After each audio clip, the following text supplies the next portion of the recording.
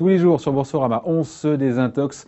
Aujourd'hui avec cette question, les banques centrales jouent-elles un jeu dangereux? C'est pas loin de ce que pense notre ami Bertrand Cochrane. Bonjour. Bonjour. Président de BC Consulting. Il faut quand même rappeler que même si il y a cette espèce de fuite en avant des banques centrales, et on va y revenir, il y a quand même cette idée qu'elles ont voulu éviter de répéter les erreurs du passé, notamment de la crise de 29 qui s'est terminée, comme chacun sait, avec une guerre mondiale. Elles ont voulu réagir vite et fort. Ça, on ne peut pas leur en vouloir. Elles auraient dû laisser en 2008 l'économie, le grand collapsus, l'effondrement de l'économie. Non, fallait faire quelque chose.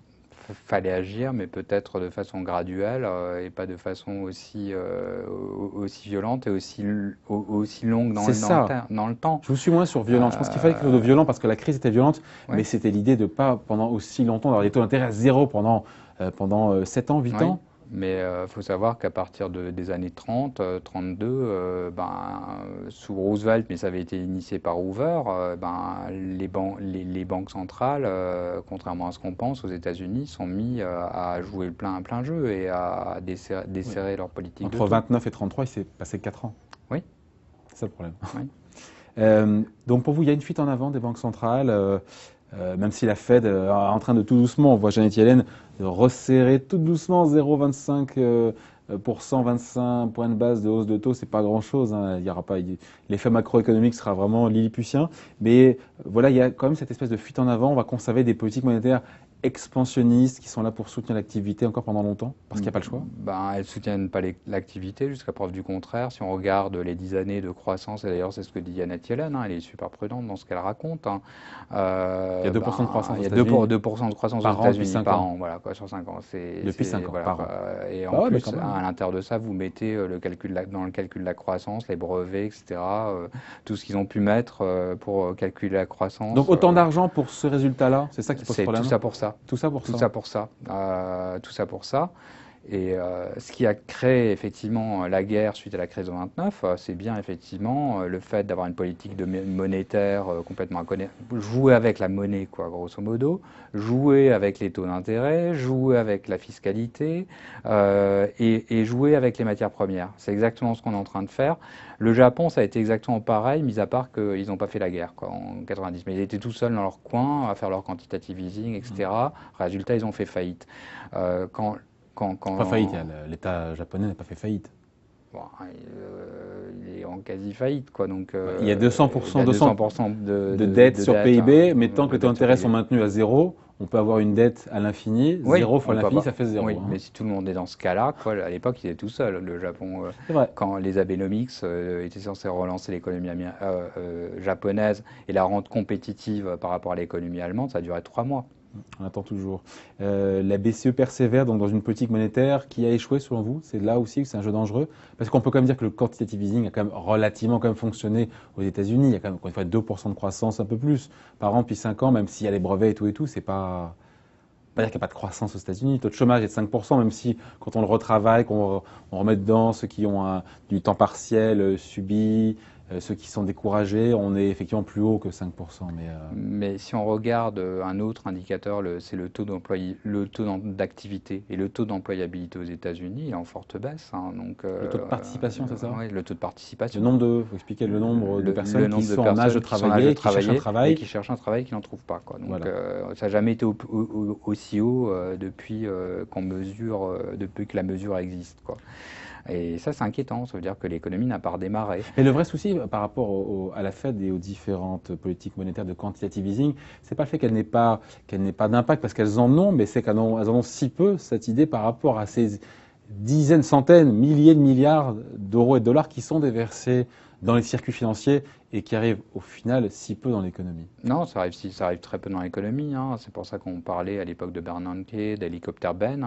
C'était le déversement par hélicoptère, de billets. De billets, quoi, mais qui, grosso modo, rentrent dans le circuit financier, restent dans le circuit financier et accroît les inégalités. Ce que souligne le crédit repart, en Europe. C'est un peu dur. Ça a la dent dure quand même, Bertrand Cochrane, parce que le crédit redémarre un petit peu en zone euro. L'euro a beaucoup baissé, donc ça aide les entreprises européennes aussi à exporter. Les taux d'intérêt sont très très bas, ça favorise quand même l'investissement qu'on voit pas, mais théoriquement emprunter pour investir coûte moins cher. Alors ça me fait bien rigoler, quoi. J'ai pas dit que l'investissement redémarrait. L'investissement ne redémarre J'ai pas. pas dit ça. Loin Potentiellement, il pourrait démarrer parce que emprunter coûte moins cher. En Espagne, aujourd'hui, les PME peuvent emprunter à 3%. Mais à condition qu'il y ait de la demande. S'il n'y a pas de demande, vous pouvez emprunter tout ce que vous voulez, aller voir votre banquier. On ne fait pas boire un âne qui n'a Oui, qui n'a pas soif. Qui n'a pas soif. Ouais. Et comme il n'y a pas de demande, voilà quoi. Donc, mais vous êtes hyper sombre, Maître Cochrane. Moi, j'adore non, l'inviter, mais c'est pas sombre. Je suis au contraire. Ah, vous écoutez, on est au bord d'une grande dépression. Les banques centrales n'ont pas fait le job en même temps. Elles ont fait peut-être un petit peu trop parce qu'il y a une défaillance des gouvernements en face et qu'il a bien fallu que certains se bougent pour sauver notamment l'euro en 2012. Je pense à oui, Mario je Draghi. pense que les banques centrales ont fait leur boulot. Enfin, moi, j'ai beaucoup d'estime pour Mario Draghi. Je trouve que autant son prédécesseur, que je ne nommerai pas, Jean-Claude Trichet, était un peu c'était une autre époque. Était un peu fixé sur un peu rigide sur l'inflation. Voilà. Mais autant Mario Draghi, non, il gère des crises multiples, hein, qui sont même pas créées par les États en question. Ils sont simplement créés par effectivement des organismes financiers qui mettent une fois le feu en Grèce, une fois le feu en Italie, une fois le feu en Espagne, une fois le feu au Portugal. Les organismes financiers qui mettent le feu en Grèce, pensez à qui? Ah ben, aux prêteurs ou aux gens créanciers publics, les créanciers publics aujourd'hui. Oui. Donc les États européens. Oui, et puis derrière ceux qui jouent sur les CDS. Hein. Ça, c'est l'excédé, il faut expliquer. Les crédits défaut swap, les risques de défaut des pays, quoi. Bon. On a quand même inventé avec l'ISDA, qui est un institut censé mesurer la capacité d'un pays, comme la Grèce, à rembourser sa dette. En 2010, lors de la crise, l'été chaud, on a quand même inventé le concept de quasi-défaut. Alors, soit on paye, soit il y a défaut, soit il n'y a pas de défaut. Voilà, bon, le quasi-défaut, c'est le quasi-défaut, pour ne pas payer. C'est un truc qui, si effectivement la Grèce faisait défaut, elle payait 3 milliards. Par contre, les banques, elles perdaient 3 000 milliards de dollars en CDS. Tous les investisseurs privés ont été largement tendus sur la Grèce. Ceux qui n'ont pas fait l'effort, ce sont les créanciers publics. Oui, tout à fait. Il faut quand même le rappeler. L'idée derrière, on finira là-dessus, Bertrand Cochrane, c'est que c'est difficile pour une banque centrale, quelle qu'elle soit, d'agir sur l'économie. C'est ça l'idée, c'est qu'on ne peut pas résoudre des problèmes structurels, économiques, par de la monnaie, c'est ça? Je vais faire un comparatif. Pour moi, on a déjà du mal à synchroniser deux banques centrales comme la BCE et la Fed. Que croire de la COP21? On essaye de sauver le climat à 125. Quel rapport?